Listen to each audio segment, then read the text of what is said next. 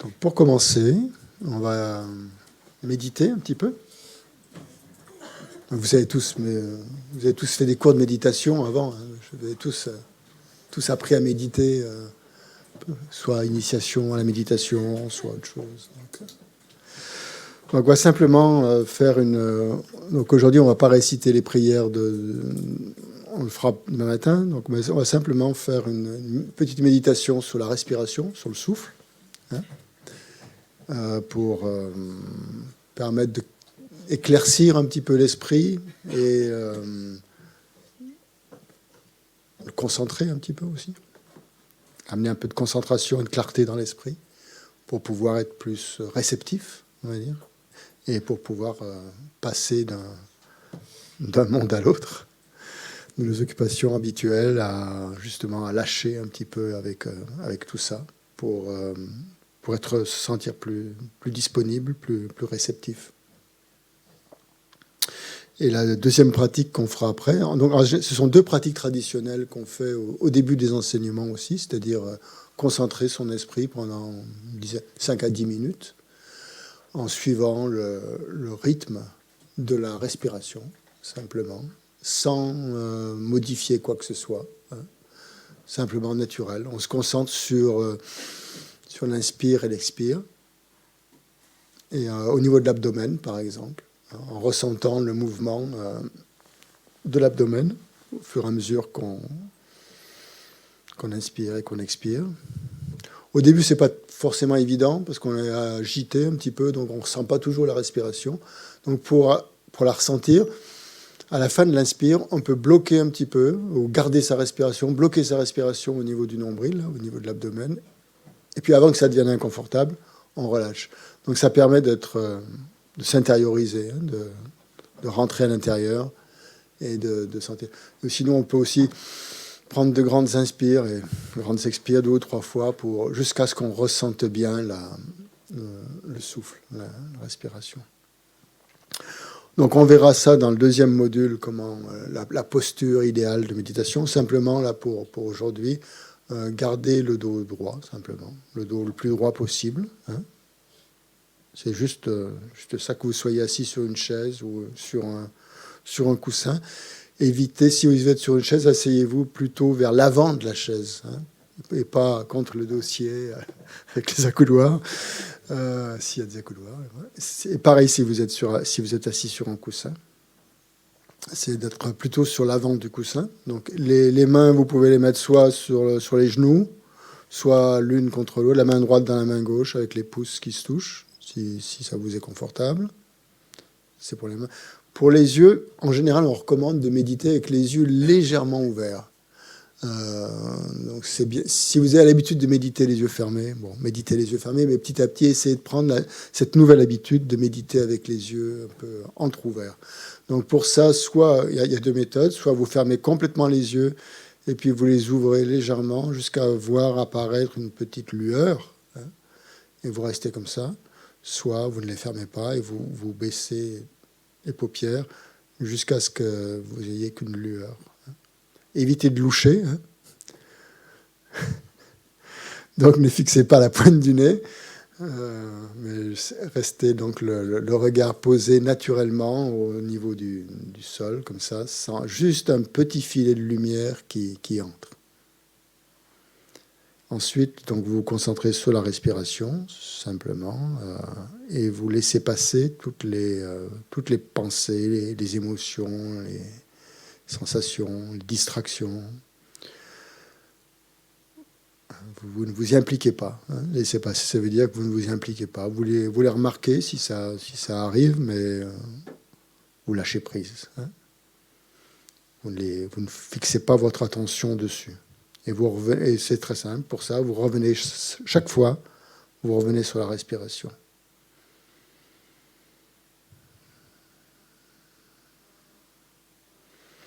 Pour vous aider, vous pouvez aussi compter les respirations. Vous pouvez, par exemple, compter 10 cycles respiratoires d'inspiration et d'expiration, aller jusqu'à 10.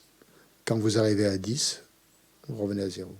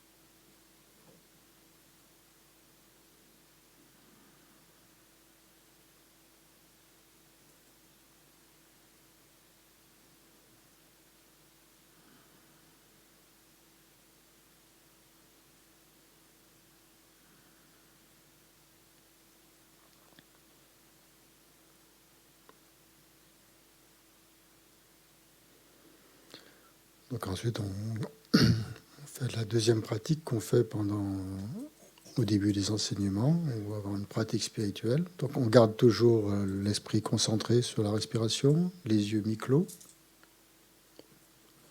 Et on fait une petite analyse de sa motivation.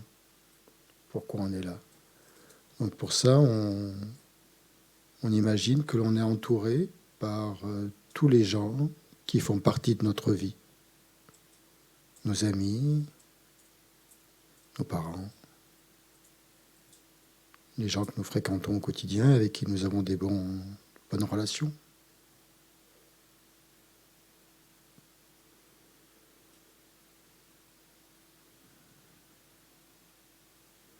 Donc on pense à eux.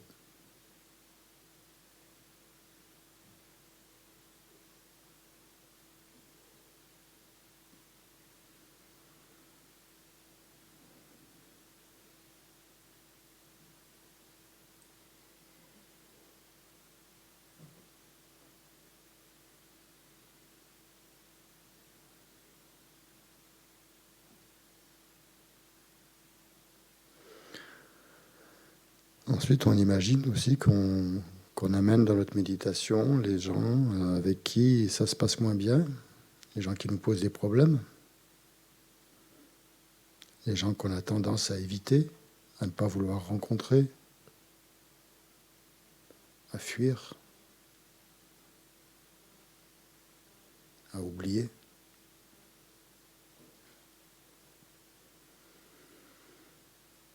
Donc on les invite aussi dans notre espace de méditation.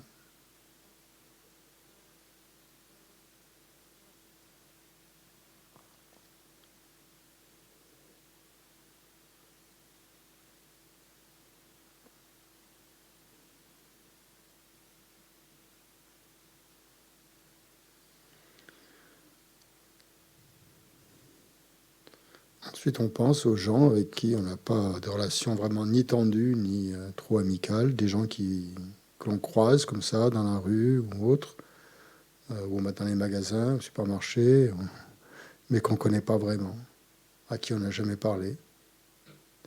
Des gens qui nous laissent totalement indifférents, avec qui on ne cherche pas à avoir de relation.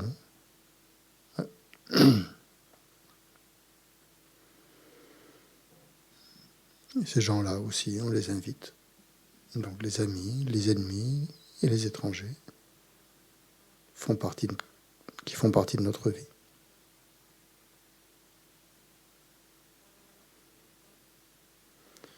Donc vous les invitez à venir participer eux aussi à ce cours, à étudier, à réfléchir, à méditer avec vous.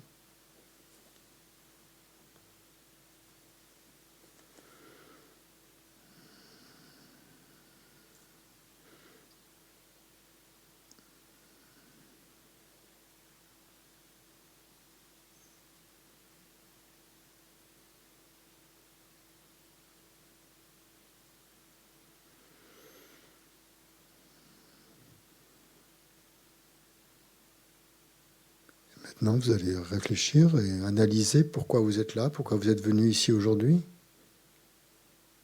Quelles sont vos aspirations? Qu'est-ce que vous voulez vraiment au fond de vous?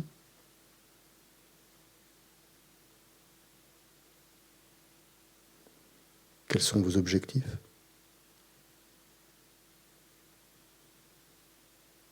Qu'est-ce que vous aimeriez atteindre, réaliser, accomplir?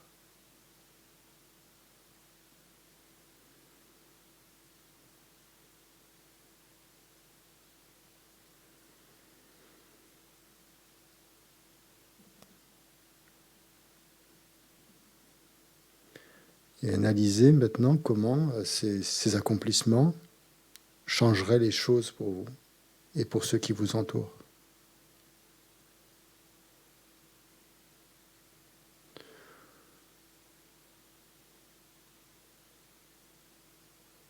Qu'est-ce que ça vous apporterait et qu'est-ce que ça leur apporterait?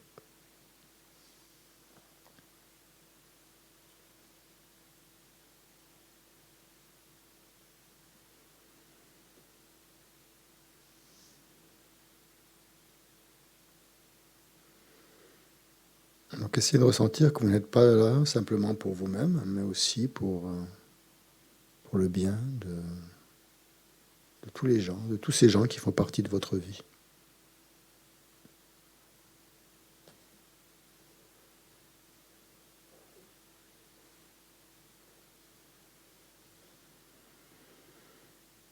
Donc essayez de sentir que votre cœur, en fait, s'ouvre, votre esprit aussi, s'ouvre de plus en plus aux autres.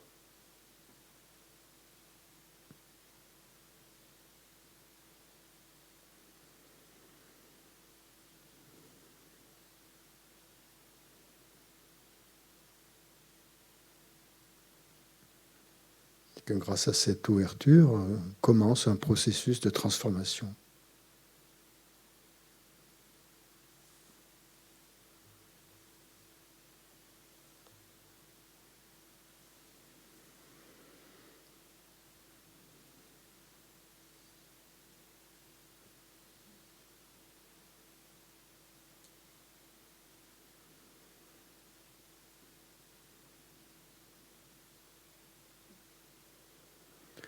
Ressentez maintenant donc une détermination complète à vouloir retirer le maximum de bienfaits de ce cursus, de ce cours, pour atteindre vos objectifs, pour vous et pour tous les gens qui font partie de votre vie.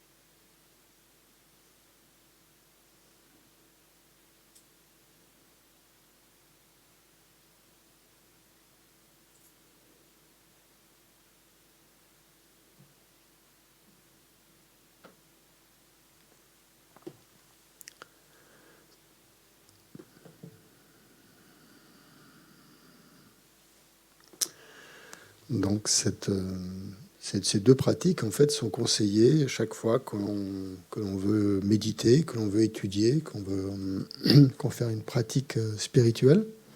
Il est conseillé donc de faire ces deux pratiques, une pratique de concentration sur la respiration, et une pratique pour établir ou déterminer ses objectifs, sa motivation. Donc, je vous suggère aussi de les faire, ces deux pratiques, quand par exemple vous répondez aux questions mensuelles que l'on vous envoie. Donc avant de vous jeter sur le papier ou sur l'ordinateur, de bien poser votre esprit dans cet espace d'ouverture et de motivation, concentration et motivation. La motivation est très importante parce que c'est ça qui met la graine en fait, ça met une graine dans votre esprit. Et si cette graine est nourrie, en fait, elle va amener forcément un résultat. Elle va forcément produire un fruit, un résultat. Donc cette graine, plus elle est, on va dire, sincère, honnête, plus son effet va être transformateur. Donc c'est dans une pratique, que ce soit l'écoute d'un enseignement ou une pratique de méditation ou quoi que ce soit, c'est la première partie de la pratique. Établir une motivation pour mettre la graine.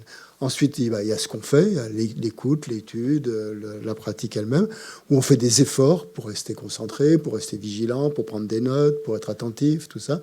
Et ces efforts-là constituent l'aspect positif qui nourrit la graine, en quelque sorte. C'est la pratique elle-même. Et à la fin de cette pratique, on fait une dédicace. c'est-à-dire que c'est la troisième partie, où on dédie ses efforts qui sont en accord avec la motivation que l'on a établie au départ. Donc il y a une suite logique entre la motivation, entre la pratique elle-même et entre les dédicaces qui font que cette pratique-là, on la dédie, on la tourne, on la dirige vers ce qui est pour nous le plus souhaitable, ce qu'on désire vraiment atteindre, c'est-à-dire pour un bouddhiste, hein, c'est l'éveil.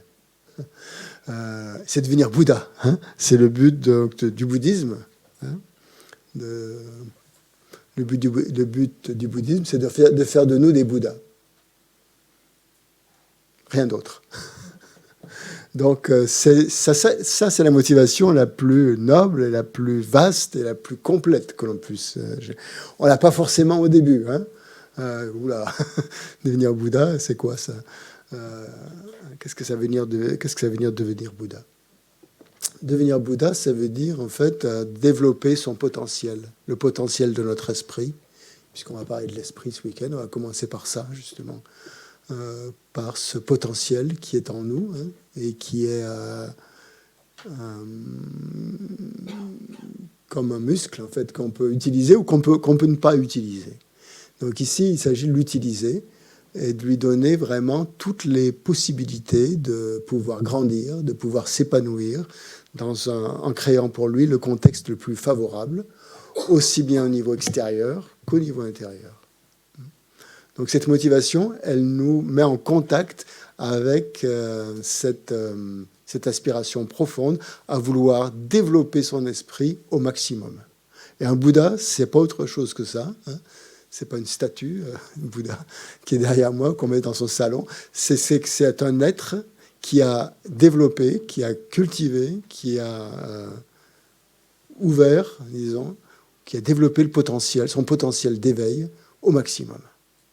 Et qui a atteint qui ne peut pas aller plus loin, puisqu'il a atteint cet état de plein éveil qui est la pleine, état de pleine ouverture, hein, de plénitude. Donc ça, c'est un aspect de la pratique. Hein, pour être un Bouddha, c'est avoir développé son potentiel en cultivant tous les aspects, en développant tous les aspects positifs. Et un des aspects positifs, justement, qu'on met déjà en place quand on met cette motivation, c'est de vouloir atteindre l'éveil. Et cet éveil, on veut l'atteindre dans le bouddhisme, pas pour soi. C'est pas une libération personnelle, mais c'est vraiment avec l'aspiration d'être pleinement bénéfique aux êtres. Donc un Bouddha, c'est pas simplement quelqu'un qui est libéré, qui est libre des perturbations mentales, qui est libre de ceci, de cela, qui a atteint une espèce de plénitude, mais qui l'a fait uniquement pour être bénéfique aux êtres. Donc c'est pour ça que dans la motivation, on essaye d'inclure toutes les personnes qui font partie de notre vie. Pourquoi qui font partie de notre vie? Parce que c'est les gens avec qui on côtoie au quotidien. On ne pense pas à des êtres qui n'existent pas, ou qui sont complètement fictifs ou virtuels, mais à ceux qui sont là au quotidien, avec qui on est confronté, finalement. Et dans ces gens avec qui on est en relation, il y a des amis, forcément, il y a des gens avec qui on a des bonnes relations, il y a des gens avec qui on a des moins bonnes relations, ça fait partie de la vie, hein, c'est comme ça, et des gens qu'on ignore complètement, qu'on ne voit même pas, parce qu'ils ne nous intéressent pas. Et ça aussi, ça fait partie un peu de notre fermeture mentale. Les gens qui ne nous intéressent pas, qui nous laissent indifférents, ça montre que notre esprit n'est pas ouvert. Il n'est pas complètement ouvert à toutes les catégories de personnes. Et donc, on va essayer de remédier déjà à ça. Et c'est pour ça que dès la motivation, on inclut dans sa motivation toutes les personnes avec qui on a ces trois types de personnes, en fait. Ces trois catégories. C'est pas la peine d'en mettre d'autres. Hein. C'est les trois catégories principales. Ceux qu'on aime, ceux qu'on n'aime pas, et ceux qui nous laissent indifférents. Et ça, c'est notre vie, en fait. Hein. C'est notre quotidien. Donc, ça fait partie de notre vécu. Donc devenir un Bouddha, pour revenir à ça, c'est développer son plein potentiel en purifiant ou en éliminant tous les aspects négatifs de son esprit et en ne cultivant que tous les aspects positifs. Donc un Bouddha, c'est quelqu'un qui a tout simplement fait ça. et qui a atteint cet état de plénitude en faisant ces deux pratiques-là, ces deux pratiques essentielles, qui sont la purification et l'accumulation de vertus ou de choses positives pour pouvoir atteindre cet état-là. Ce qui est intéressant, c'est que nous, quand on trouve dans le mot Bouddha en sanskrit, Bouddha c'est sanskrit, et dans le mot... Les Tibétains, nous on représente plutôt une tradition tibétaine ici, et les Tibétains ont été très forts là-dedans. Ce qu'ils ont traduit, en fait, pour pouvoir intégrer le bouddhisme, ils ont tout traduit du sanskrit au tibétain. Mais ils ont traduit d'une manière très intelligente. Ils n'ont pas traduit d'une manière, ils ont traduit en essayant de comprendre le sens des mots, ce que voulait dire le mot. Donc quand ils ont pris le mot Bouddha, au lieu de dire simplement Bouddha, comme nous on fait en Occident, on parle de Bouddha, on ne sait pas trop ce que c'est, parce qu'on a importé ce mot dans notre vocabulaire, et puis bon, les connotations qu'il a, elles ne sont pas toujours bien comprises. Mais les Tibétains ont pris la racine du mot Bouddha, qui était justement ça, de développer son plein potentiel par la purification, de développer toutes les qualités et d'éliminer tous les aspects négatifs. Et ils l'ont traduit en tibétain par Sangye, par deux mots. Au lieu de mettre un seul mot, ils en ont mis deux. Ils ont pris le mot Bouddha et ils ont mis deux mots avec. Ils ont mis Sangye. Donc en tibétain, quand on parle de Bouddha, on parle de Sangye, c'est quelqu'un qui a purifié. Sang veut dire purifier, tout ce qui est négatif, éliminer. Et l'autre aspect du mot, Gye, Sangye, Gye, ça veut dire qui a épanoui, qui a ouvert son cœur, qui a tout fait grandir, qui a tout développé, qui a tout épanoui. Donc le mot Bouddha, quand les Tibétains disent Sangye, tout de suite, ça les renvoie à ces deux aspects essentiels de la pratique, qui sont donc l'élimination de tout ce qui est négatif et l'épanouissement à tout ce qui est positif. Donc, le but du bouddhisme, donc, c'est ça. C'est devenir un être comme ça. Quelqu'un qui a éliminé tout ce qui est négatif et qui a développé tout ce qui est positif. Ça rentre... Donc, quand vous entendez Bouddha, ne pensez plus à, je ne sais pas quoi, à une statue ou à autre chose, mais pensez que ça, que c'est cet être-là, qui était... Et alors, l'exemple que nous donne le Bouddha historique, derrière moi, là, le Bouddha Shakyamuni, c'est ça, c'est qu'un être ordinaire, comme moi, vous, je ne sais pas si vous êtes des êtres ordinaires ou pas, mais moi, en tout cas, peut devenir Bouddha s'il purifie ce qu'il faut purifier et s'il développe ce qu'il faut développer. Il peut passer d'un état ordinaire à un état d'éveil, un état de Bouddha. Et qu'est-ce qui va permettre ça ? Simplement, c'est son esprit. C'est pas son corps qui va devenir un Bouddha. On ne change pas forcément de corps quand on devient Bouddha, mais par contre, l'esprit se transforme. L'esprit passe d'un état ordinaire à un état non ordinaire, un état éveillé. Donc, c'est pour ça que... Dès le départ, vous voyez que l'esprit va jouer un rôle absolument indispensable et primordial dans le bouddhisme, puisque tout va se passer là, en fait. Il ne s'agit pas de faire des exercices physiques, forcément de faire du yoga, de faire toutes sortes de gymnastiques ou tout ce qu'on veut. C'est avec l'esprit essentiellement qu'on travaille. Donc puisque le but du bouddhisme, c'est de transformer cet esprit, de faire en sorte qu'il soit l'esprit d'un Bouddha. Un Bouddha, ce n'est pas un être forcément en chair en os, c'est un esprit. C'est quelqu'un qui a éveillé son esprit. Donc c'est à ça qu'il faut arriver. Donc c'est sur l'esprit qu'il faut travailler. Et donc c'est le sujet essentiel. Et c'est pour ça que Lama Zopa Rinpoché l'a mis au début de ce cursus de découverte du bouddhisme. Alors, il y a deux aspects.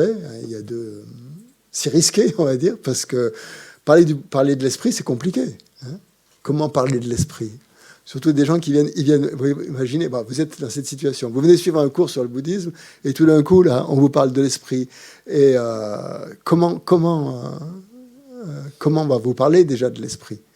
L'esprit, c'est un terme déjà qui, en français et en tibétain, n'a pas forcément la même, même étendue sémantique. Hein. Quand on parle de l'esprit en français, ça couvre pas mal de choses. On peut parler de l'esprit, on peut parler de la conscience, on peut parler de quoi, du psychisme, on peut parler du mental. Qu'est-ce qu'il y a encore comme mot qui parle de l'esprit? La psyché, enfin, il y a plein de termes comme ça. Et ben, en fait, dans le bouddhisme tibétain, quand on parle de l'esprit, sem en tibétain, ça inclut tout ça. Hein. Donc pour en parler, c'est compliqué. Donc je disais c'est risqué parce que présenter à des débutants tout de suite, des gens qui sont intéressés par le bouddhisme, finalement, l'aspect le plus difficile à comprendre, en fait. Hein. C'est risqué parce que ces bouddhistes, ils sont complètement fous, quoi. On comprend rien à ce qu'ils racontent, quoi. Ils vont nous parler, ils nous parlent de l'esprit en le décortiquant, toutes sortes de choses, mais c'est très, très, très, très compliqué. C'est pas pour nous. Hein. Donc ça peut être rebutant, comme ça, de commencer un enseignement en parlant déjà de l'esprit. Donc, je vous rassure, tout ce dont on va parler ce week-end, ça va peut-être, pour certains d'entre vous, ça va vous paraître confus, ça va vous paraître compliqué, peut-être. Vous allez dire, mais non, c'est pas pour moi. Mais c'est juste une présentation de l'esprit, de quelque chose qui est complexe, qui est éminemment complexe, et en parler, c'est pas facile. C'est pas facile d'expliquer cet esprit. Surtout qu'on peut en parler à plusieurs niveaux. Et dans la présentation tibéto-bouddhiste de l'esprit, ce qui est encore plus difficile, c'est qu'on mélange tous les niveaux. Tous les niveaux sont mélangés. Alors, de temps en temps, on va parler de l'esprit au niveau psychologique, c'est-à-dire avec toutes les fonctions de l'esprit, tout ce qui se passe dans l'esprit. Et on dit qu'en un claquement de doigts, il y a 65 instants mentaux qui ont lieu. Si vous êtes conscient déjà d'un seul instant, en un claquement de doigts, c'est que vous êtes bon, c'est que vous vous débrouillez bien. Hein. Et donc, il se passe plein de choses dans l'esprit, à chaque instant. Et des choses dont on n'est absolument pas conscient. Et donc, le but, c'est de devenir de plus en plus conscient, en fait, de ces événements mentaux qui ont lieu dans l'esprit. Et c'est en ça que la méditation va être l'outil principal. Hein. La méditation, elle est faite pour nous amener à être de plus en plus intimes, hein, en amitié, et comprendre le fonctionnement de l'esprit. C'est le but essentiel de la méditation. Il n'y a pas de bouddhisme sans méditation. Hein. On peut apprendre plein de choses, mais ce ne sera pas la pratique bouddhiste. Donc, si vous voulez devenir bouddhiste sans méditer, c'est possible, mais moi, je ne sais pas faire. Hein. Donc, il faudra aller voir d'autres personnes, il faudra aller ailleurs. Donc, ce qu'enseigne le bouddhisme, c'est justement, pour comprendre son esprit, c'est déjà de méditer et de regarder comment il fonctionne.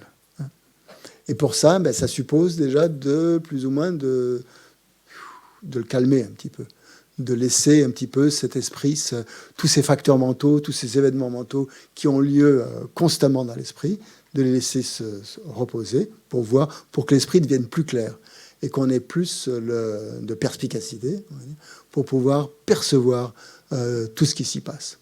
Et c'est important de percevoir tout ce qui s'y passe. Donc un Bouddha, c'est quelqu'un qui, à chaque 65e de claquement de doigts, perçoit tout ce qui se passe dans son esprit. Voilà. Et c'est ça, développer le potentiel de son esprit. C'est devenir de plus en plus conscient de tous ces événements mentaux, quels qu'ils soient. Et ils sont très, très, très, très, très nombreux et très, très différents. Donc ça va être l'aspect psychologique dont on doit parler. Et là, ça peut paraître très compliqué. Hein, parce que l'esprit, pour nous, c'est quoi? C'est une chose. Bon. Mais à l'intérieur, il y a plein de choses qui ont lieu. Il y a plein d'événements. Et ça, ces événements, les Tibétains les ont catégorisés, les ont classifiés en états positifs, états négatifs, états qui sont là en permanence, états fluctuants. Enfin, plein de possibilités qui sont des moyens d'étude. Et ça peut paraître, de prime abord, extrêmement compliqué quand on aborde l'esprit sous cet angle-là, sous l'aspect psychologique. Mais c'est aussi, donc, c'est une facette, en tout cas. Donc, on peut se référer, quand on parle de l'esprit, donc on peut se référer, enfin, au sens, là, je parle au sens tibétain, du mot tibétain. Donc, de temps en temps, ça va faire référence à l'esprit sous ses aspects psychologiques, et parfois, ça va faire référence à l'aspect plus ontologique de l'esprit, c'est-à-dire notre être tout entier. Et là, donc, tantôt, ça sera le fonctionnement de l'esprit qui est complètement atrophié par l'ego, hein, et qui échappe, en fait, qui nous échappe, hein, dans tous ces fonctionnements. Et tantôt, ça va faire référence, quand on va parler de l'esprit, on va parler de la pureté originelle de l'esprit, où tout est qui échappe complètement à toute forme de conditionnement. Et donc, il ne faut jamais perdre de vue que quand on parle de l'esprit, il y a cette double acception du mot, hein. Une acception au niveau complètement superficiel, hein, de l'esprit, avec tout ce qui s'y passe, avec tout ce qui a lieu au niveau superficiel,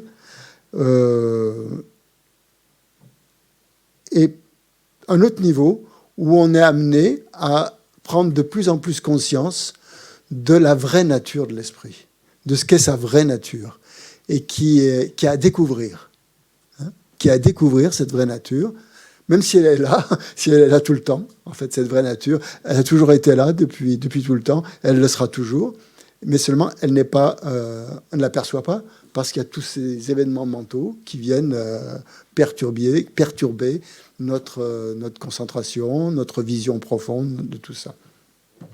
Donc c'est cette nature, en fait, fondamentale de l'esprit, elle est sous-jacente, en fait, à toutes les fluctuations qui ont lieu.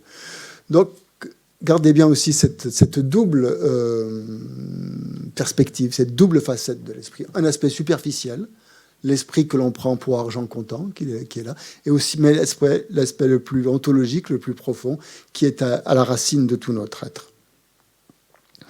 Donc, pendant tout ce cursus, en fait, on ne va parler que de l'esprit, hein. On ne va parler que de ça. Donc ce week-end, c'est un peu un week-end d'introduction. On va commencer à parler de l'esprit, de sa définition, à voir un petit peu, en gros, disons, comment il fonctionne et ses aspects à la fois donc psychologiques et ontologiques, les deux ensemble. Mais en fait, tout le cursus, on n'en parlera pas forcément de l'esprit, mais il sera là toujours comme une réalité sous-jacente, hein. Et c'est ça qu'on va développer petit à petit. Donc parfois, on va le développer en étant vraiment conscient de ce qu'on développe, mais parfois, juste simplement, au gré des méditations, au gré de tout ce qu'on apprend dans le bouddhisme, on va arriver à être de plus en plus intime avec ce qui se passe. Donc, étudier le bouddhisme, en fait, donc c'est ça, c'est étudier son esprit, hein. Donc, on est là pour ça, hein. On est venu ici pour ça, un peu. C'est étudier son esprit pour apprendre à mieux le gérer, hein, à mieux le gérer vis-à-vis de soi-même et aussi vis-à-vis des autres, hein. Donc, pour ça, nous allons suivre les méthodes que le Bouddha a enseignées, hein. Et non seulement le Bouddha, mais le Bouddha a enseigné, mais à sa suite, jusqu'à nous, jusqu'à notre époque actuelle, d'innombrables êtres ont étudié ces enseignements, les ont mis en application et ont transformé leur esprit et sont eux-mêmes devenus des Bouddhas, hein. Donc, tous ces enseignements, en fait, ont fait leur preuve. Une preuve que si on les appliquait, que si on les mettait en application, il y avait une transformation qui avait lieu. Et plus on devenait familier avec ces enseignements, plus notre esprit, plus on était en phase justement avec toutes les réalités de notre esprit. Donc nous allons suivre donc, ces méthodes que d'innombrables maîtres, à la fois indiens, tibétains et autres, à passé et actuels, ont suivi, Donc tous les enseignements qu'on va recevoir là, pendant la découverte du bouddhisme sont des enseignements qui n'ont pas été créés, inventés par un psychologue ou je ne sais pas quoi, ou un philosophe ou quelqu'un qui vivrait actuellement ou pas, mais viennent directement du Bouddha et sont passés comme ça de maître en maître, de réaliser à maître réalisé, d'ailleurs il faudrait dire, qui les ont transmis à leurs disciples et qui sont arrivés jusqu'à nous. Donc finalement, c'est une grande chance qu'on puisse être finalement les réceptacles de ces enseignements. Et l'avantage des Tibétains, c'est que ces enseignements, ils les ont gardés dans une pureté totale. Ils les ont adorés, ces enseignements. Ils les ont... c'était toute leur vie, au fil des siècles. Ils ont importé le bouddhisme depuis l'Inde, à partir, disons, ça a commencé, il y a eu plusieurs périodes, disons, de diffusion du bouddhisme au Tibet. Il y a eu deux grandes périodes. Une qui a eu lieu aux alentours du 7e siècle et une aux alentours du 11e siècle. Et le bouddhisme a façonné leur vie. Et tout ce qu'ont fait tous ces maîtres bouddhistes, c'est finalement étudier dans leurs montagnes isolées des pays des neiges, étudier le fonctionnement de leur esprit. Ils n'ont fait que ça, en gros. Toute la journée, toute la nuit, tout le temps. Étudier leur esprit pour essayer de comprendre comment ça fonctionnait. Et donc, nous allons donc essayer de faire un peu comme eux, à notre modeste niveau, simplement de se dire que toutes les difficultés qu'on rencontre aussi, à essayer de comprendre ça, imaginez-vous qu'on n'est pas les seuls. Toutes ces personnes qui ont vécu avant nous ont suivi exactement la même voie, ont suivi exactement la même démarche, sont passés exactement par les mêmes difficultés, ont dû souffrir à cause de ça, ont dû faire des efforts, ça n'a pas toujours été facile, donc ça permet aussi de relativiser tout ça. Donc cet enseignement va, dans le bouddhisme tibétain, l'étude du bouddhisme, ça fait partie de ce qu'on appelle la science intérieure. Il y a deux sortes de sciences pour les bouddhistes. Il y a la science intérieure et la science extérieure. Donc l'étude du bouddhisme fait partie de la science intérieure, puisqu'on étudie l'esprit, donc ça fait partie de la science intérieure. Ce que les bouddhistes appellent les sciences extérieures, ça va être par exemple la médecine, par exemple, ou tous les arts, l'artisanat, ou la logique aussi. La logique, on étudie beaucoup la logique dans le bouddhisme tibétain. Ça fait partie des sciences extérieures. Dans les sciences intérieures, on trouve bien sûr la psychologie, la philosophie et l'épistémologie. Et on va trouver aussi toutes les pratiques qui sont associées à ça. C'est-à-dire la méditation, la réflexion et l'étude.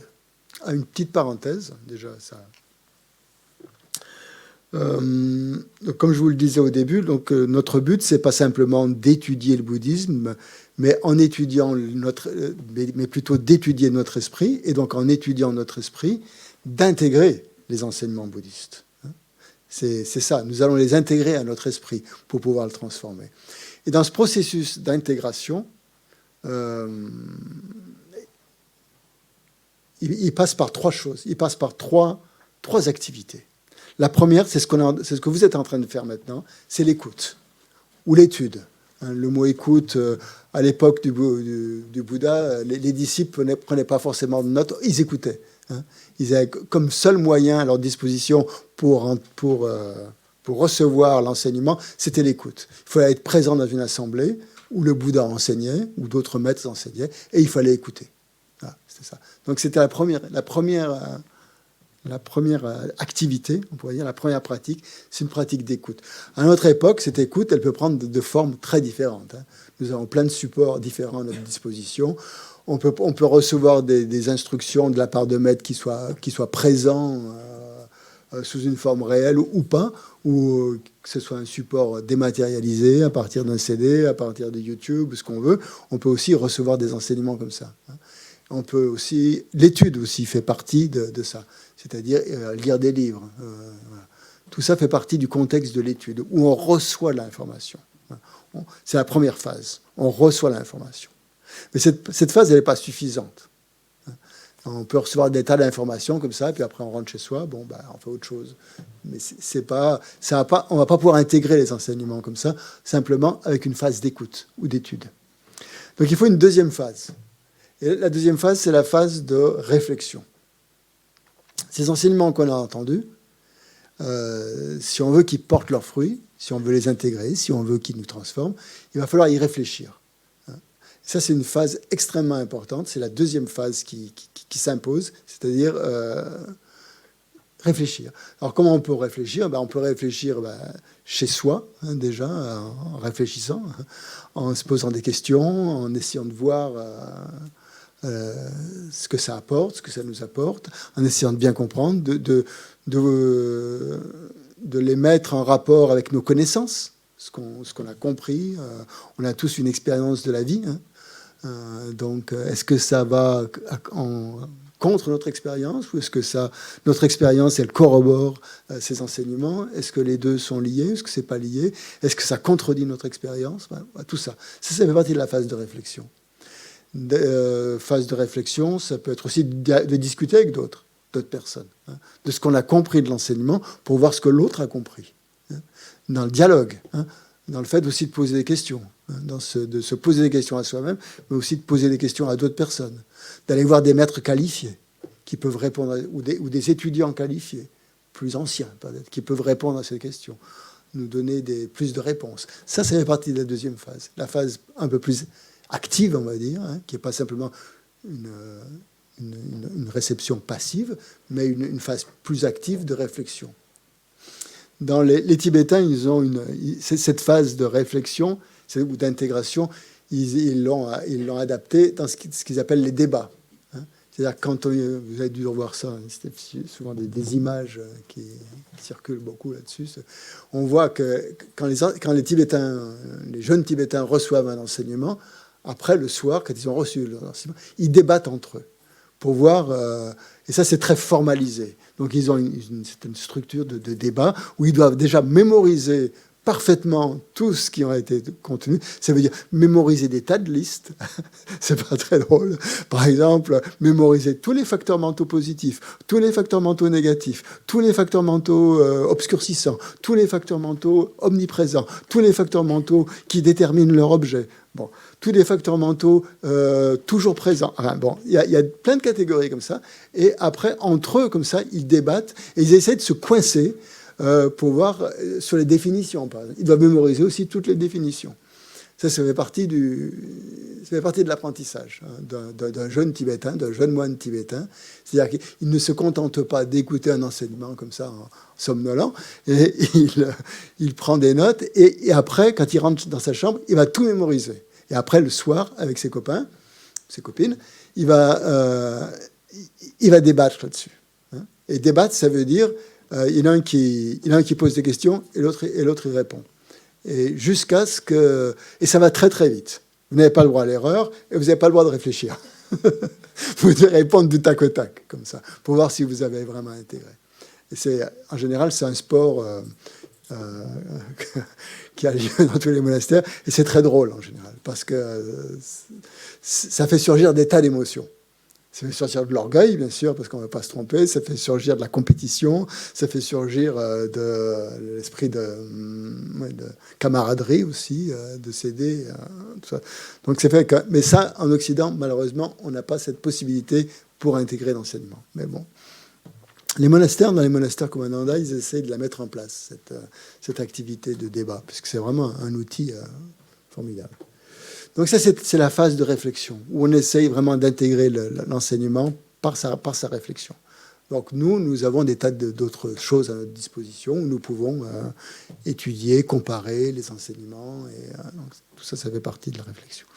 Et la troisième pratique, hein, donc la première, c'est l'écoute, la deuxième, c'est la réflexion, et la troisième, c'est la méditation. Et la méditation, donc, ça permet justement, quand on a suffisamment réfléchi à quelque chose, hein, quand on l'a bien mâchouillé, après, on laisse reposer. Hein, on laisse l'esprit se détendre un peu pour laisser reposer tout ça. Et on Méditer, ça veut dire à ce moment-là, plus il y a peut-être une petite partie d'analyse pour se remémorer le sujet en question, et après, on pose l'esprit dessus. On laisse l'esprit se faire se coller un peu au sujet en question. Mais il ne peut pas y avoir de méditation s'il n'y a pas une réflexion au départ. On ne passe pas de l'écoute comme ça à la méditation en sautant une étape. On doit suivre graduellement ce processus. Si on veut vraiment intégrer. Là, ça, c'est la recette que je vous donne. C'est la recette pour intégrer les enseignements. C'est de passer par ces 3 étapes. Et de ne pas les sauter. De ne pas vouloir se précipiter dans la méditation parce qu'il faut méditer. Bon, bien sûr, on peut toujours faire une méditation où l'on calme l'esprit, où on médite sur le souffle, tout ça, pour se mettre en disposition. Mais pour méditer sur l'enseignement, il faut déjà l'avoir bien réfléchi, avoir déjà bien réfléchi. Sinon, la méditation n'a pas beaucoup de force. Sinon. Si on n'a pas vraiment un sujet sur lequel on médite, on va pouvoir... La méditation, elle peut partir dans n'importe quel sens. On peut passer 1 heure à planer complètement. C'est peut être très agréable, mais ça ne va pas vous faire avancer beaucoup. Tandis que cette méthode qui est donnée là, c'est justement pour vous permettre d'avancer à un rythme qui est sûr et qui évite que vous vous perdiez dans vos rêveries, par exemple, qui évite que l'esprit vagabonde trop. Parce que l'esprit, il a envie que d'une seule chose, c'est de vagabonder. Vous avez pu le voir tout à l'heure quand on a fait cette petite méditation sur le souffle. Il faut sans arrêt le ramener sur la respiration parce que lui, il a envie qu'une seule chose, c'est de partir dans toutes sortes de délires, ressasser des événements passés qui sont complètement passés, qui n'auront plus jamais cours, ou alors partir dans des projets qui auront peut-être jamais lieu, mais venir rester sur le moment présent, ça, il n'a pas du tout envie. C'est très ennuyeux. Pour lui, c'est un ennui total. Donc, ça fait partie de son... Et tout ça, c'est quelque chose qu'il faut canaliser. Il faut apprendre à l'esprit à rester un peu tranquille. Et ça prend du temps. Ça s'apprend et ça prend du temps.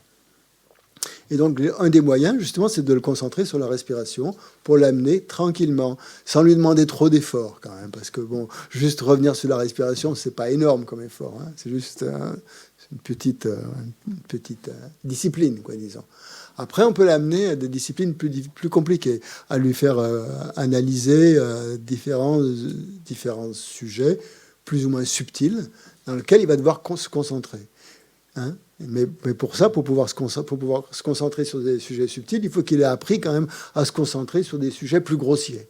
Et donc la respiration, c'est un sujet un peu plus grossier qui amène après à des états de concentration plus subtils sur des sujets plus subtils aussi. Donc cette étude de l'esprit, je vous disais, c'est une science intérieure donc, qui couvre toute la spiritualité, bien sûr, et toutes les sciences cognitives, comme la psychologie, la philosophie et les pratiques associées. Donc tous les enseignements du Bouddha donc, ont pour but donc, de transformer l'esprit, mais qu'est-ce que ça veut dire, transformer l'esprit, au fond? Le Bouddha n'a enseigné que dans le seul but que l'on élimine nos souffrances, que l'on élimine nos problèmes, que l'on soit heureux. Ça, il ne faut jamais l'oublier. L'enseignement du Bouddha, il n'a pas pour but de nous faire un lavage de cerveau, déjà. Si, il y a une espèce de lavage de cerveau au sens où il faut éliminer un peu tout ce qui est en trop et tout ce qui nous gêne et tout ce qui est négatif. Ça c'est nécessaire. Mais l'enseignement du Bouddha donc, n'a pas pour but de nous rendre plus tendus, de nous isoler des autres, de nous rendre agressifs, de nous rendre acariâtres, je ne sais pas moi, de nous rendre orgueilleux parce qu'on va accumuler des connaissances, surtout pas, mais de nous rendre justement, d'éliminer tous nos problèmes, de toutes nos souffrances. Donc c'est ça. Un Bouddha aussi, c'est quelqu'un qui a éliminé tous ses problèmes, qui n'a plus de problèmes, autrement dit. Donc si votre motivation en venant ici, c'est d'éliminer tous vos problèmes, c'est bien. La porte est ouverte. Vous êtes chez vous. On est là pour ça. Une parenthèse. Ça ne veut pas dire que tous les gens qui sont là ont éliminé tous leurs problèmes. Hein. Ça ne veut pas dire que j'ai éliminé tous mes problèmes, hein, parce que je suis assis là en train de parler du bouddhisme. Hein. Il y a encore du chemin à faire. Hein. Le chemin n'est pas fini. Hein. Donc, on est bien d'accord là-dessus. Tous les résidents que vous rencontrez à l'Institut, tout ça, ils sont ici là pour travailler. Hein. Donc, tous les gens que vous allez rencontrer, qui se font partie de l'Institut, sont sur la voie. Hein. Ils travaillent avec leur esprit. Ils sont dans une démarche depuis un certain temps aussi. Ils n'ont pas éliminé tous leurs problèmes. Hein. Ce ne sont pas des saints. Hein. Ce ne sont pas des Bouddhas non plus. Et donc, voilà, juste pour vous rappeler, si vous pouvez, ne projetez pas hein, sur nous, hein, sur tous les gens qui sont ici, des choses qu'on peut pas, que l'on n'est pas. Hein. D'accord. Donc, on est bien d'accord là-dessus. Donc, tous les enseignements du Bouddha ont pour but d'éliminer cette souffrance, d'éliminer nos problèmes et de nous apporter du bonheur. Et ça, ces souffrances, elles ont lieu. Ces problèmes, ils sont où, en fait, ces problèmes hein. Souvent, ils sont dans l'esprit. Hein. Après, les problèmes extérieurs, certes, ils existent. Il y a toujours des problèmes extérieurs. Mais notre lecture des problèmes extérieurs, elle va venir de notre esprit. Pour une personne, tel événement va être un problème. Pour l'autre, ça ne sera pas un problème. Hein. Un ami va vous parler de ses problèmes. Peut-être que vous, ça va vous paraître pas du tout des problèmes. Ça va vous paraître comme des choses... non. Donc pourquoi est-ce que pour le même événement, pour une certaine personne, apparaît comme un problème, alors que pour une autre personne, c'est pas un problème? Si le problème existait véritablement, ça devrait être un problème pour tout le monde, non? Donc, c'est que l'esprit, là, il vient mettre une couche. Hein. Il vient mettre un filtre. Il vient mettre des lunettes pour regarder le problème. Et c'est ça que nous invite. Pour éliminer ces problèmes, en fait, on va plutôt regarder du côté de son esprit plutôt que du problème lui-même. Parce que les problèmes, on peut toujours en inventer. Hein. On peut en créer. Et notre esprit, en fait, s'il n'est pas canalisé, s'il n'a pas été habitué par la méditation à trouver une espèce de focalisation, il va se focaliser sur quoi? Il va se focaliser sur les problèmes. Sur rien d'autre. Hein, parce qu'il adore ça. Hein, il adore créer des problèmes. Il va amener du... Et il est très fort pour analyser à ce moment-là, l'esprit. Il est très très fort. Il va analyser pourquoi il y a ce problème, et que ce problème, il est à cause de cette personne, parce qu'elle a dit ceci, parce qu'elle a fait cela, parce qu'elle n'a pas fait ceci, parce qu'elle n'a pas dit cela. Il va amener toutes sortes d'analyses. Et c'est ça en quoi l'esprit est très très fort pour l'analyse. Mais par contre, quand on demande à l'esprit d'analyser des choses plus vertueuses ou plus, plus positives et tout ça, alors là, il rechigne. Il n'a pas envie. Hein, parce qu'il est habitué déjà à pédaler dans un sens un peu qui n'a servi à rien jusqu'à présent, qui n'a pas servi à résoudre les problèmes puisqu'ils sont toujours là. Mais il y a un entraînement qui s'est fait. Et donc, il y a une habitude qui a été prise. Et donc, le but du bouddhisme, c'est justement de tourner l'esprit, d'utiliser les mêmes rouages. Hein. L'esprit est capable de concentration. Il peut se concentrer sur les problèmes. Donc, il peut aussi bien se concentrer sur des choses plus vertueuses. L'esprit, il est capable d'analyser les pourquoi et les comment des problèmes. Donc, il est aussi capable d'analyser des choses beaucoup plus essentielles et intelligentes. Et il peut analyser la manière de se sortir des problèmes. Et c'est en ça que l'enseignement du Bouddha va intervenir. C'est-à-dire qu'il va nous apprendre à, finalement, peut-être même se servir des problèmes pour utiliser les fonctions même de notre esprit, c'est-à-dire l'analyse, la concentration, l'examen minutieux, tout ce dont notre esprit est capable de faire pour l'amener vers quelque chose, vers un autre objet, pour le tourner vers un autre objet, vers un objet plus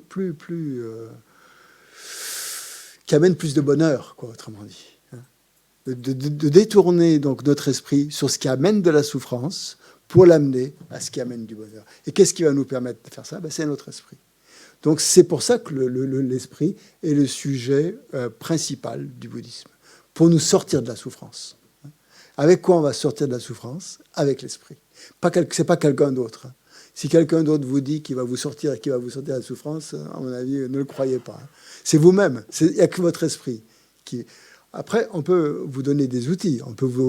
Et c'est ce que le Bouddha a fait dès le début. Il a dit à tout le monde, tous ses disciples, je ne peux pas faire le travail à votre place.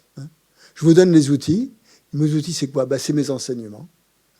Dans les enseignements, je vous montre comment utiliser, comment faire ceci, comment faire cela, comment méditer, comment analyser. Mais c'est à vous de le faire. Donc même si le Bouddha il est omniscient, même s'il est tout-puissant, même s'il est omnipénétrant, même s'il est ce que vous voulez, absolu, et tout ça, jamais il va pouvoir faire le travail à votre place. Parce qu'il n'a pas notre esprit. C'est ça le truc. C'est que l'on a chacun notre esprit. C'est ça. Le Bouddha ne peut pas transférer, on dit, ses réalisations dans notre esprit. Et ça, c'est un aspect fondamental de l'esprit, c'est-à-dire que l'esprit de quelqu'un d'autre ne peut pas être transférable en partie ou en totalité dans l'esprit de quelqu'un d'autre.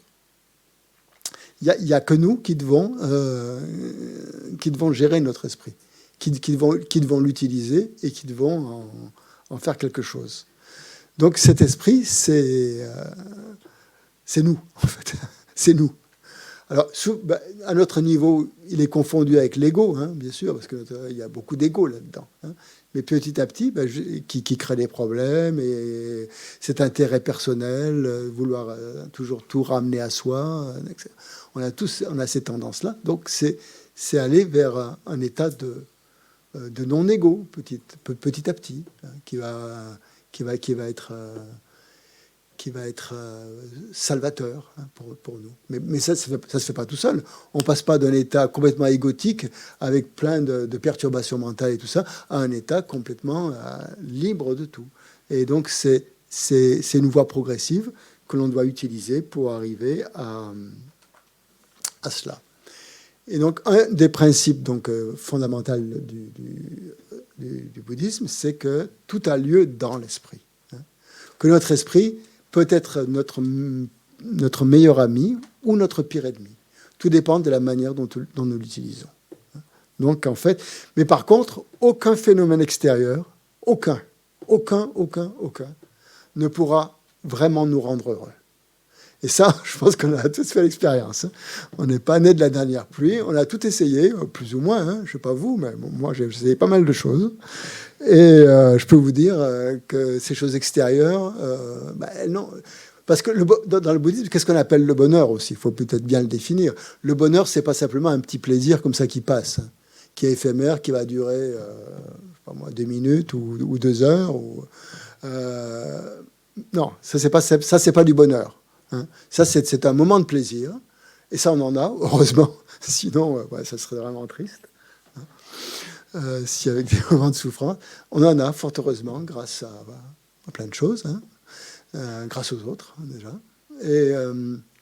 Mais dans la définition du bonheur dans le bouddhisme, c'est pas ça. C'est un état stable, déjà. Le bonheur, c'est un état stable qui ne change pas. C'est un état permanent, c'est un état qui dure. C'est pas un instant de plaisir qui va se transformer l'instant suivant en souffrance, par exemple, ou en problème. Et souvent, c'est comme ça, ce qui se passe. C'est-à-dire que, on a un moment de plaisir, oui, d'accord, on l'a, c'est bien, mais le moment suivant, ça y est, notre esprit, il est parti ailleurs, et il y a le moment de plaisir, il y est plus du tout. On est dans une autre histoire, on est dans une autre... voilà. Et ça, on ne le contrôle pas. Ça se fait tout seul, malgré nous, comme ça. Et le but du bouddhisme aussi, c'est d'arriver à contrôler cet esprit. Cet esprit qui passe sans arrêt d'un état de souffrance à un état de plaisir, à un état de bonheur, à un état de soi-disant bonheur, à un état de où il ne voit rien du tout, il est dans l'obscurité totale, à avoir un peu plus de stabilité. Et ça aussi, c'est la concentration et la méditation qui vont permettre d'arriver à ces états-là. Donc aucun phénomène, principe du bouddhisme, aucun phénomène extérieur ne va vraiment te rendre heureux tant que tu n'auras pas contrôlé ton esprit. Donc c'est l'enseignement premier du Bouddha aussi, c'est-à-dire, première chose, apprends à contrôler ton esprit. pour avoir un bonheur qui soit là de manière durable. Hein. Et ça, c'est possible. Pour nous, occidentaux, on est sceptiques par rapport à ça. Alors, on croit à des tas de choses, mais là, penser que un bonheur durable est possible, non, c'est pas possible. Pour nous, non. On est tellement habitués à avoir des états d'esprit fluctuants, où on passe sans arrêt d'un état mental à un autre qui n'a rien à voir, ou très peu, que pour nous, dès qu'on nous parle d'un bonheur durable, c'est carrément de l'utopie, quoi. Le bouddhisme, non, il dit non, c'est pas de l'utopie.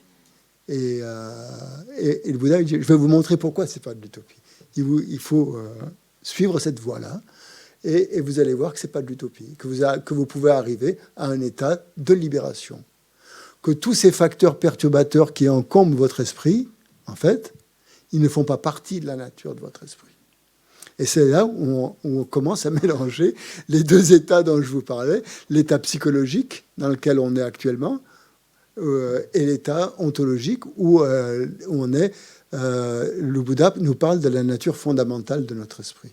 C'est-à-dire que toutes ces perturbations mentales qui sont là, tous ces problèmes, tous ces... il y a plein de noms, on pourrait les appeler plein de noms. Disons des perturbations mentales. J'aime bien ce terme parce qu'en fait, c'est ce qui gravite en fait dans notre esprit, hein, comme toutes ces choses-là, toutes ces pensées en fait qui gravitent dans notre esprit. Elles ne font pas partie de la nature de notre esprit, nous dit le Bouddha. Elles sont là de manière passagère, de manière adventiste. C'est-à-dire que votre esprit les crée un peu comme un crée dans quelque chose, une espèce de pollution qui se crée comme ça mentalement, mais qui ne fait pas partie de la nature de votre esprit. Et donc cette pollution mentale, on peut la supprimer, on peut l'éliminer. C'est un peu comme si on pourrait comparer l'esprit, par exemple, à l'espace. L'espace pur, lumineux, limpide et tout ça. Mais dans cet espace, comme vous le savez tous, il y a des tas de pollution. Il y a des débris cosmiques, il y a toutes sortes de choses qui gravitent dans cet espace, qui tournent à toute vitesse, qui sont rejetées par l'atmosphère, qui sont rejetées par la production humaine, qui sont rejetées par la pollution, et qui sont dans l'espace, hein, et qui tournent sans arrêt. Mais c'est évident que ces choses-là ne font pas partie de la nature de l'espace, hein. Ou comme les nuages, par exemple. Hein. Ils sont là de manière transitoire, de manière éphémère, de manière... Mais imaginez qu'on invente un jour une machine ou un système qui récupère toute la pollution qui est dans l'espace, hein, et elle disparaîtra. Et qu'est-ce qui apparaîtra à ce moment-là? C'est la nature limpide et lumineuse de l'espace, sans aucune pollution. Vous avez dit, votre esprit, c'est la même chose. Votre esprit, il a cette qualité vaste, spacieuse, lumineuse, comme l'espace, hein, rien d'autre. Mais dans votre esprit, il y a tous ces trucs qui gravitent en permanence. Il y a toutes ces pollutions mentales qui sont créées par votre esprit et qui vont à toute allure, qui vous font passer d'un état émotionnel à un autre, mais qui n'ont rien à voir avec la nature de votre esprit. Donc là, il va dissocier l'aspect psychologique de tous ces événements mentaux de l'aspect pur et primordial de votre esprit qui est là et qui est tout le temps là.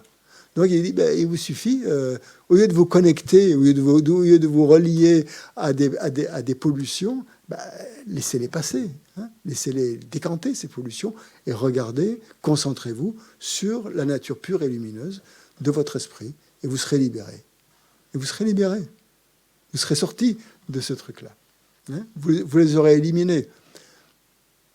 Et c'est un aspect absolument incroyable, je trouve, personnellement, de notre esprit, une capacité. C'est que si au lieu de concentrer notre esprit sur quelque chose de négatif, hein, on le concentre sur quelque chose de positif, le négatif disparaît aussitôt. Il n'existe plus. Il n'est plus là. Parce que notre esprit, il est complètement dans cet état positif. Et donc, la méditation, c'est aussi ça. Hein, c'est au lieu de se concentrer sur des facteurs négatifs, on concentre l'esprit. On apprend à concentrer l'esprit et à habituer l'esprit à se concentrer sur des facteurs positifs. Et là, donc, le négatif s'élimine de lui-même. On n'a pas besoin de grand-chose. Hein. On n'a pas besoin que quelqu'un vienne avec un Karcher ou je ne sais pas quoi pour éliminer le négatif. Il suffit simplement qu'on se concentre sur le positif. C'est ça le truc, en fait. Et la méditation, ce grand mot méditation, méditer, hein, méditer, qu'est-ce que ça veut dire? En tibétain, le mot méditation, ça veut dire s'habituer à. C'est gomme en tibétain, hein, le mot méditer. C'est-à-dire s'habituer à des états d'esprit vertueux, au lieu de s'habituer, comme on l'est trop souvent, à des états d'esprit négatifs et un peu encombrés. C'est s'habituer à. Donc, quand on médite, qu'est-ce qu'on fait en fait? On habitue l'esprit à rester concentré dans un état de calme, hein, où il ne prête plus tellement attention, ou même plus du tout, attention à ses états mentaux perturbés. Et c'est ce qu'on a fait tout à l'heure pendant la méditation. On essaye de ramener constamment l'esprit sur le souffle qui est naturel, hein, qui est, bon, bah, il est ce qu'il est, le souffle. Hein. Parfois, il est saccadé, parfois il est voilà, peu importe. Mais en se concentrant sur le souffle, bah, tout le reste, tous ces débris cosmiques, hein, en fait, ne sont plus là. On s'y intéresse pas. Toutes ces pensées qui nous polluent, en fait, on les laisse passer.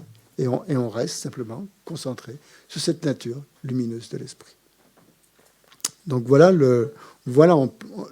la méthode la plus simple qu'a enseigné le Bouddha. Et si on fait ça, bah, on va simplement s'habituer à ces états d'esprit négatifs et on va transformer son esprit, ainsi de suite. Et donc tout ça, c'est le but donc, de l'enseignement du Bouddha, de nous rendre heureux en nous apprenant à nous concentrer sur ce qui va nous rendre heureux. Plus on se concentre sur un problème, parce qu'on veut absolument le résoudre, c'est normal de vouloir résoudre ces problèmes. C'est tout à fait normal. Mais on ne s'y prend pas de la bonne manière. Hein, parce qu'on ressasse le problème automatiquement. Hein. Quand on a un problème, ben, automatiquement, on le ressasse. On le ressasse. Ça revient tout seul. Hein, parce que notre esprit n'est pas discipliné. N'est pas discipliné. Donc, c'est l'enseignement du Bouddha aussi qui dit ensuite disciplinez votre esprit, hein, amenez votre esprit à des choses plus vertueuses pour qu'il ressente le bonheur. Et ça, dès qu'on fait ça, immédiatement, on a une sensation de bonheur. Dès qu'on tourne son esprit vers quelque chose de positif, à l'instant même où on fait ça, on ressent un bonheur.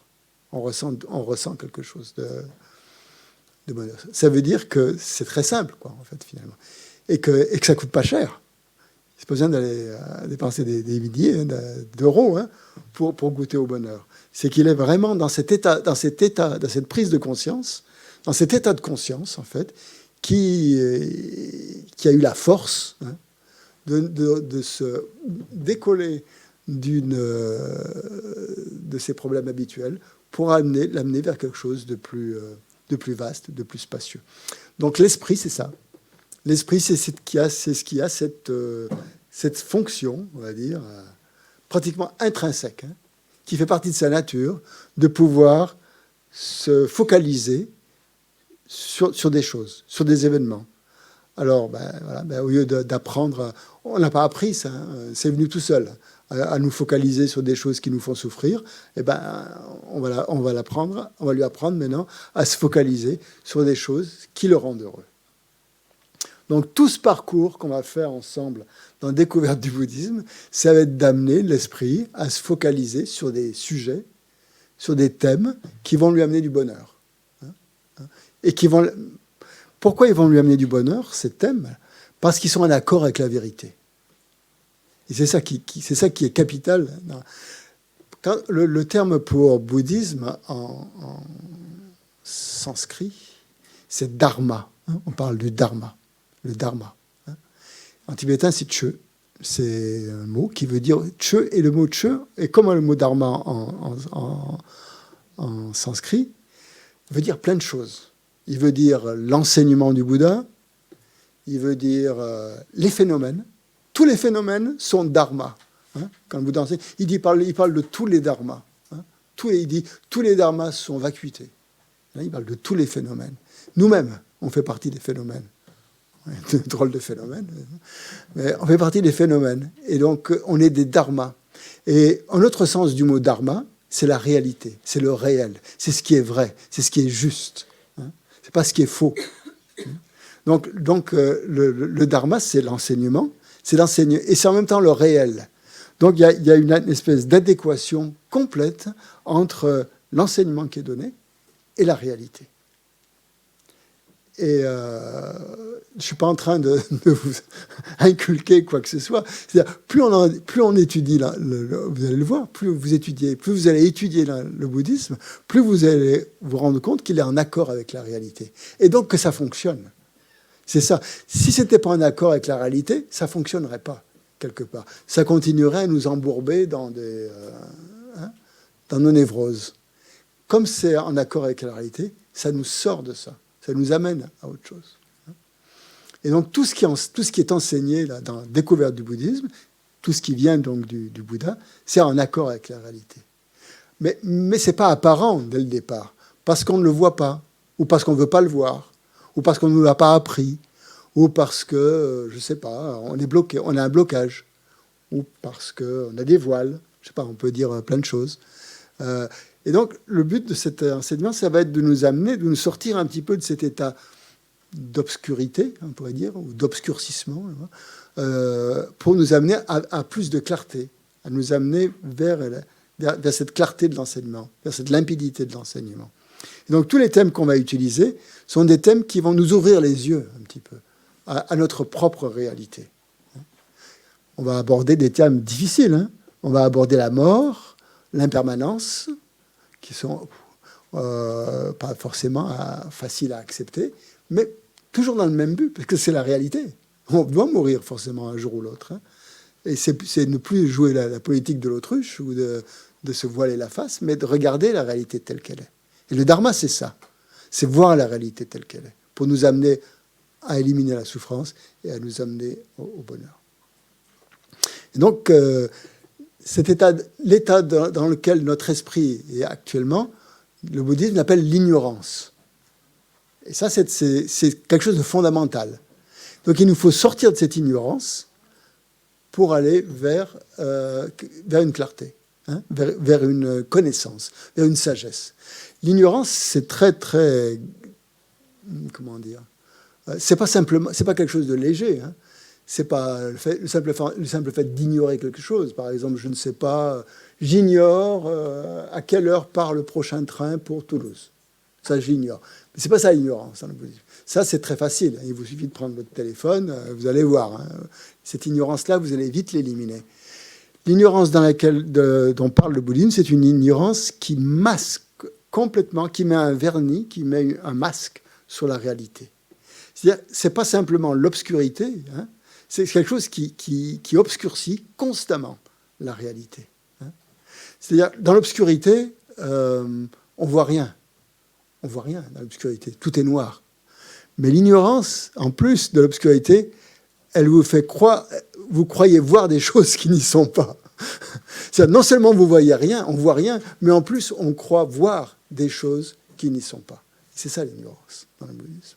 Quelque chose de très très actif, pas quelque chose de passif. L'ignorance passive, c'est ça, c'est de ne pas savoir. On ne sait pas. Voilà, il suffit d'ouvrir un livre ou de prendre un téléphone et on sait. Mais dans le bouddhisme, l'ignorance, non. L'ignorance de notre esprit qui est là et qui n'est pas un état permanent, hein, qui fait partie justement d'un état qui peut changer. Il suffit de mettre l'inverse. Hein. C'est-à-dire voir la réalité telle qu'elle est, et là, on n'est plus dans l'ignorance. Mais cette ignorance donc, nous entraîne justement tant qu'on n'en est pas sorti, justement, à voir des choses qui n'y sont pas dans cette obscurité. Et donc c'est tout ça, c'est pour ça que le but du bouddhisme, c'est de nous pousser un petit peu à voir les choses dans leur vraie réalité, hein, dans leur réalité, et ne plus les occulter. Hein, parce que nous avons cette tendance-là à vouloir tout ce qui nous fait mal, tout ce qu'on ne veut pas voir, on va l'occulter. Ça. Donc ça, c'est fini. Donc ça, c'est un peu l'aspect un peu psychologique de l'esprit qui va nous amener à l'aspect ontologique, à voir la réalité de notre être. Voilà. Maintenant, après tout ça, je vais vous laisser tranquille et je vous souhaite bon appétit. À tout à l'heure. On se retrouve à 15h pour la suite. à 15 heures.